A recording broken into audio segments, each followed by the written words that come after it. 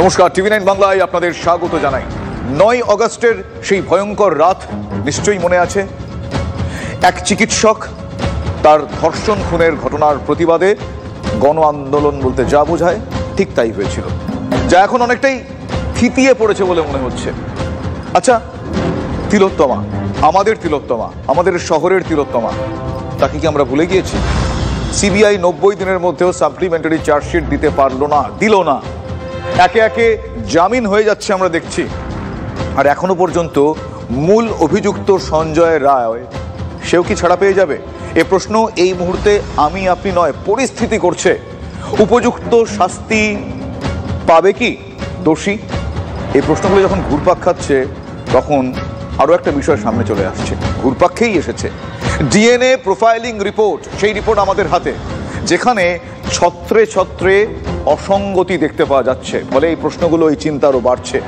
এর আগেও তদন্তে আমরা সেই ধোঁয়াশার দিকগুলো চোখে আঙুল দিয়ে দেখিয়েছিলাম। তার কারণ বিচার চাই তিলোত্তমার জন্য, আমরা বিচার চাই।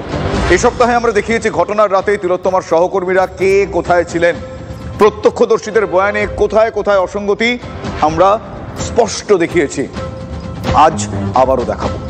আজকের স্পেশাল 9-এ অজানা আরজিকর পার্ট 2 আপনাদের সঙ্গে আমি শুভজিৎ রয়েছি।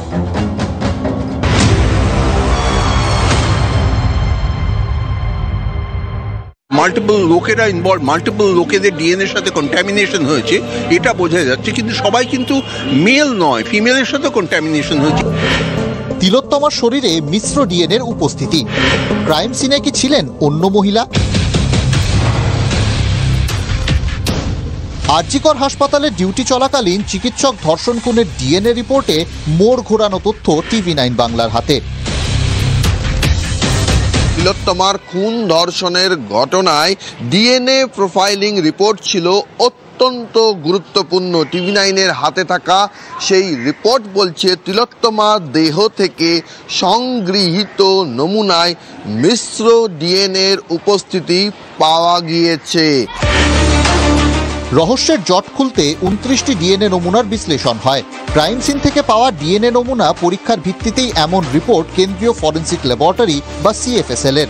সেই রিপোর্ট বিশ্লেষণ করে চাঞ্চল্যকর পর্যবেক্ষণ বিজ্ঞানী ডিএনএ বিশেষজ্ঞ পার্থপ্রতিম মজুমদারের। 27টি নমুনার মধ্যে 3টি নমুনা পরীক্ষার ইঙ্গিতেই মোড় ঘোরানো তথ্য। ডিএনএ বিশেষজ্ঞের মতে বৃহতন্ত্রের শেষ ভাগ, স্তনবৃন্ত এবং যোনিদারের ডিএনএ নমুনা পরীক্ষার ইঙ্গিত গোলমেলে।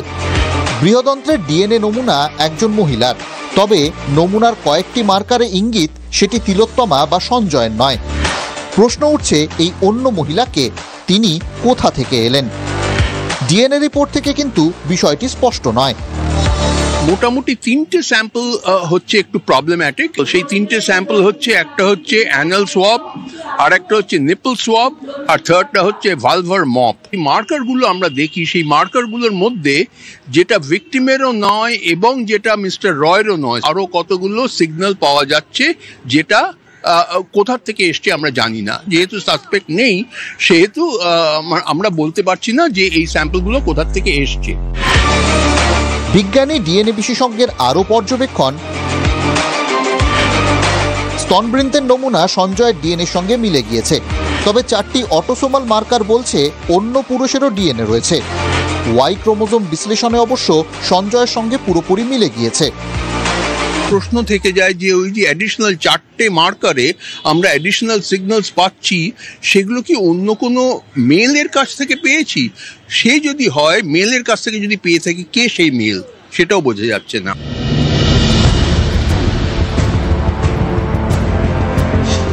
গত 9 আগস্ট আরজিকরের জরুরি বিভাগের 4 তলার সেমিনার হলে তিলোত্তমার দেহ উদ্ধার হয়। তদন্তভার হাতে নিয়ে সিএফএসএল এর সাহায্য চায় সিবিআই। 14 আগস্ট নমুনা সংগ্রহে হাসপাতালে যায় সিএফএসএল। ডিএনএ নমুনার বিশ্লেষণে উঠে এসেছে আরও চাঞ্চল্যকর তথ্য। যোনিদারের নমুনাতেও অন্য মহিলার উপস্থিতি মিলেছে।